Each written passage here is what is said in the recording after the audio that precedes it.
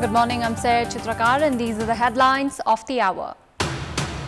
Preparations underway to restructure the Tribhuvan University into the model of federalism. Examination Controller Office to be set up outside Kathmandu as well. Ruling Alliance gives a 4-day ultimatum to Deputy Speaker Indira Rana Magar to resign. Legal investigation overshadowed amid political bickering. 18 people, including UN staff and humanitarian aid workers, killed in Israeli strike in Gaza. UN Secretary General Antonio Guterres say lack of accountability for the killing unacceptable. And a new look England side slumped to a 28-run defeat by Australia in the first T20 International at Utilita Ball. A plan has been put forth to restructure the Tribhuvan University, which has been gripped by political interference according to the model of the federalism. The university that is accountable for 80% of higher education has failed to monitor educational institutions under the entity, while the quality of education has also been declining. The restructuring of the Tribhuvan University is the need of the hour. With this, political interference at the institution must also be ended. There are 5 institutes, 4 faculty, 4 research centers, 62 constituent campuses and 1,105 affiliated colleges operating under the university, while 450,000 students have been receiving education from there. A plan has been prepared to develop TU as the entity that will award outstanding campuses in all 7 provinces across the country. Preparations have been made to hand over the jurisdiction to the Examination Controller Office outside the capital to conduct exams and publish results. Likewise, curriculum can be prepared as per the requirement of the provinces. The restructuring of the university is expected to improve its standard and management and strengthen financial aspect of the entity. The government and political parties must make efforts to implement Tribhuvan University's plan of establishing provincial universities.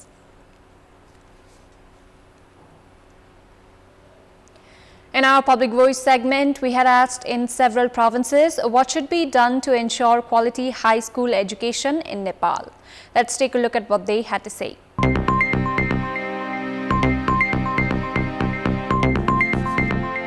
Result टाइममा निकाल्दिन पर्यो सबैले पढ्न pound पर्यो त्यसको लागि राज्यले चाहिँ शिक्षालाई निशुल्क गर्न आवश्यक छ रोजगारी सृजना हुने हिसाबकै शिक्षा चाहिँ अवलम्बन गरियो भनेदेखि सरकारले पनि ठीक ढंगका नीति नियमहरू चाहिँ निर्माण गर्नुपर्छ नेपाल सरकारले राज्यको शैक्षिक नीतिलाई चाहिँ फराकिलो बनाउनु पर्यो शिक्षक अभिभावक र विद्यार्थी तीनटै पक्षलाई लिएर नै अगाडि बढ्नु पर्ने आवश्यकता छ शिक्षाको साथसाथ इम्प्लोयमेन्टलाई कसरी लिंक अप गर्नु पर्यो त्यो चाहिँ सरकारले गरिदिनु पर्यो सबैभन्दा पहिले पाठ्यक्रम सुधार गर्नुपर्छ राम्रोसित पढाइदिनु पर्यो विद्यार्थीहरूले गर्ने अनि चाहिँ प्राध्यापक टिचरहरूले गर्नुपर्ने अनावश्यक राजनीतिहरूबाट पनि यसलाई मुक्त गर्नुपर्छ पाठ्यक्रम व्यावहारिक हुनुपर्छ र त्यो व्यावहारिक कस्तो हुनुपर्छ भने सिपमूलक हुनुपर्छ 20% भन्दा बढी बजेट यसमा विनियोजन गर्नुपर्ने मैले देखेको छु नियमनकारी निकाय लोभीपापीहरू होइन दक्ष र योग्यहरूलाई यदि नियुक्ति गर्न सकियो भने सरकारले चाहिँ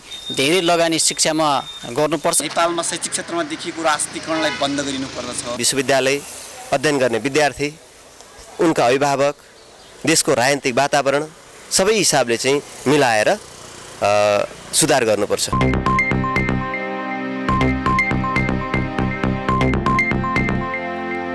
Ruling Alliance partners Nepali Congress and CPN-UML have suggested Deputy Speaker Indira Rana Magar to resign from her post and have warned they will begin parliamentary process to remove her if she does not resign. Chief Whip of CPN-UML Mahesh Bartola has said they expect the Deputy Speaker to resign within 4 days. However, Maoist Centre Secretary and Parliamentarian Devendra Paudel has said the party will protest if the ruling alliance begin parliamentary process to oust her, saying it was illegitimate. The government had postponed in the last minute yesterday's meeting of the Council of Ministers, as the Deputy Speaker would also be in attendance. However, the Prime Minister's Secretariat informed the meeting had to be postponed for various reasons that was not mentioned. National Assembly Chair Narayan Dahal said he was informed that the meeting was postponed, but added that he was not informed of the reasons for it. Dahal guessed the meeting could have been cancelled at the last minute, as the leader of the opposition was outside Kathmandu Valley.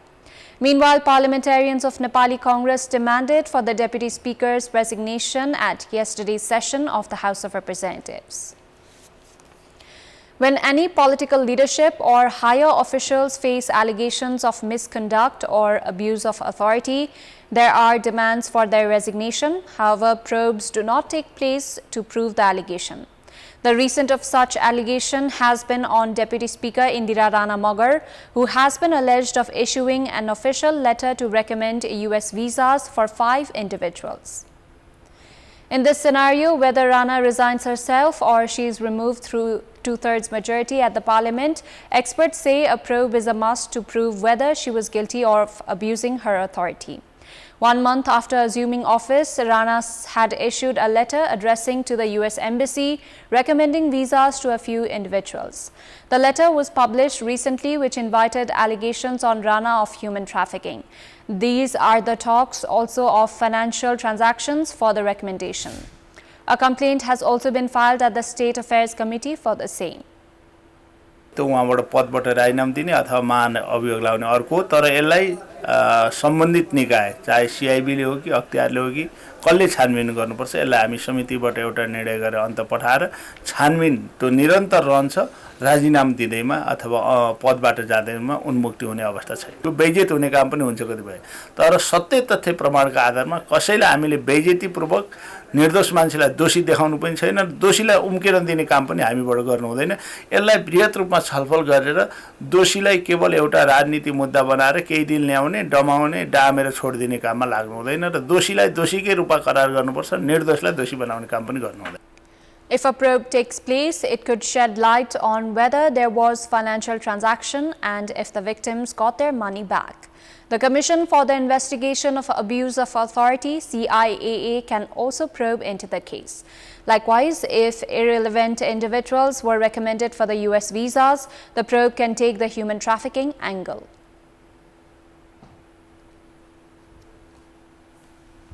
उपसभामुखमा चाहिँ बस्न नहुने, फेरि उपसभामुख छोडेर सांसद मात्रै भएर चाहिँ बस्न मिल्ने खालको कस्तो खालको आरोप हो त? होला मान्छे एउटा पदमा भएको मान्छे चाहिँ अपराधमा पनि संलग्न भएको हुन सक्छ, तर त्यसको अनुसन्धान चाहिँ साधिकार निकायले गर्नु पर्यो। पोलिटिकल्ली एउटा नाराको रूपमा लगाएर मान्छेको चाहिँ व्यक्तित्व क्षय मात्रै गराउने, मुद्दा पनि नचल्ने, पदमा बस्न पनि नदिने, एउटा पदमा बस्न नदिने, अर्को पदमा बस्न दिने, यस्तो खालको परस्पर विरोधाभासपूर्ण कार्य चाहिँ हुनु हुँदैन। यो नसुहाउँदो कुरा हुन्छ। It may be recalled that an impeachment motion was filed against the then Chief Justice Cholendra Samsher Rana. However, the case did not reach any conclusion.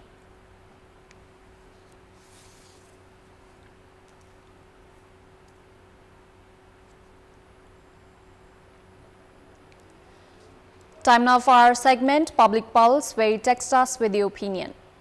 Public Pulse. Here's the question. What's your take on the ongoing heated debate at the Parliament regarding the use of the word violence for the armed conflict period?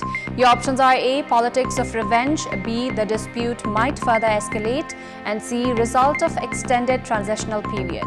Voting is on. Type NEWS, select your option A, B or C and send it to 34001 to share your opinion with us. Time now for international update.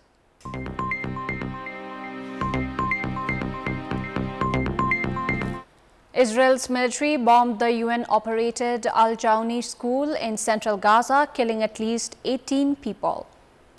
UN Very Secretary tough, General very Antonio Guterres has said that we a live lack in a of world accountability for the killing of United Nations staff and humanitarian aid workers in the Gaza Strip was totally unacceptable. Ahead of the annual meeting of world leaders at the UN General Assembly later this month, Guterres summed up the past year as very tough, very difficult. Witnesses say women and children were blown to pieces in the assault. 6 of the victims were UNRWA staff, including the manager of the shelter. The agency said it was the highest death toll for its staff in a single incident in the 11-month war. Hamas told mediators it was ready to implement the US proposed UN-backed truce proposal without any new conditions from any party. At least 41,084 people have been killed and 95,029 wounded in Israel's war on Gaza. In Israel, the number of those killed in the Hamas-led attacks on October 7 is at least 1,139, while more than 200 people were taken captive. Peru's former authoritarian president Alberto Fujimori, who was sentenced to 25 years for human rights crimes and graft and was in and out of hospital suffering from heart problems, has died at the age of 86. On December 24, 2017, former President Pedro Pablo Kuczynski pardoned him on health grounds, but the pardon was overturned by the Peruvian Supreme Court in October 2018. The decision to pardon him stunned many in Peru, prompting resignations from the cabinet. Fujimori had been hospitalized after suffering a severe drop in blood pressure and abnormal blood pressure that put his life at risk, according to a doctor. Fujimori was a deeply divisive figure in Peru. While many considered him a corrupt dictator, others credit him with ending an economic crisis and bloody leftist insurgency during his 1990 to 2000 term. Australia's government said it will fine internet platforms up to 5% of their global revenue for failing to prevent the spread of misinformation online, joining a worldwide push to rein in borderless tech giants but angering free speech advocates.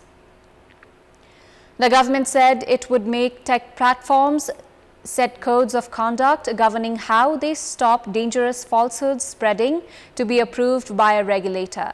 The regulator would set its own standard. If a platform failed to do so, then fine companies for non-compliance.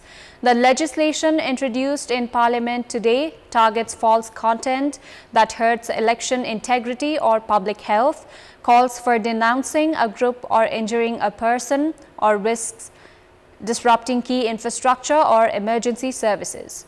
The bill is part of a wide-ranging regulatory crackdown by Australia, where leaders have complained that foreign domiciled tech platforms are overriding the country's sovereignty and comes ahead of an election due in Australia within a year.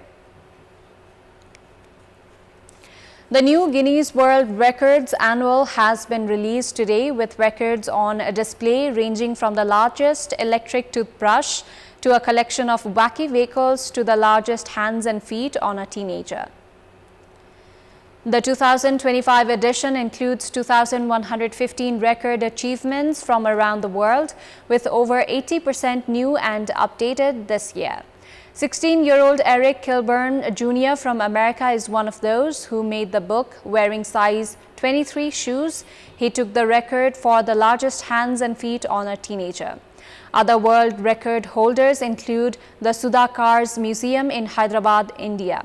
Run by 68-year-old Sudhakar Kanya Boina, they have the largest collection of wacky vehicles in a museum, with some made from items like cricket bats and a snooker table.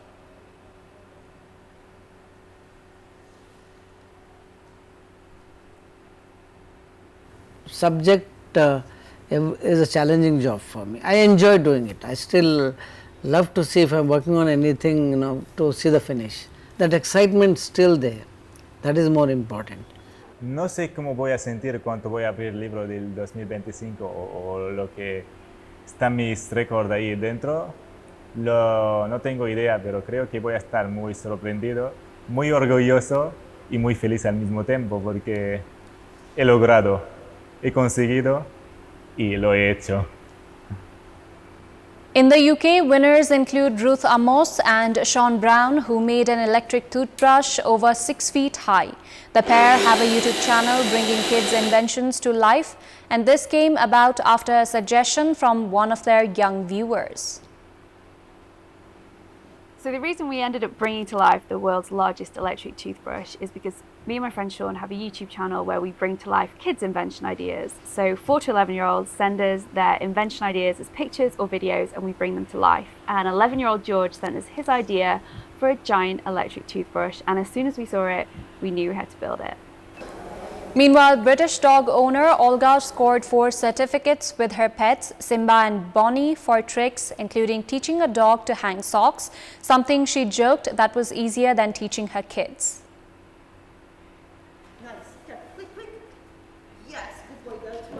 So I was thinking, well, maybe if I could teach a dog to hang socks, maybe my kids will do it better. So that's how we started. Simba learned to hang socks in about a week. But boys still know. I think it's easier to train dogs than kids, to be honest. I will stick with that.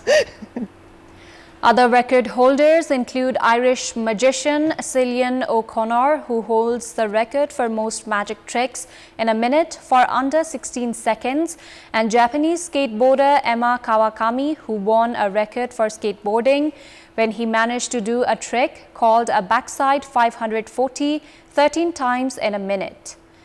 The latest book, which shows what incredible looks like across the world, marks the start of Guinness World Records' 70th anniversary celebrations.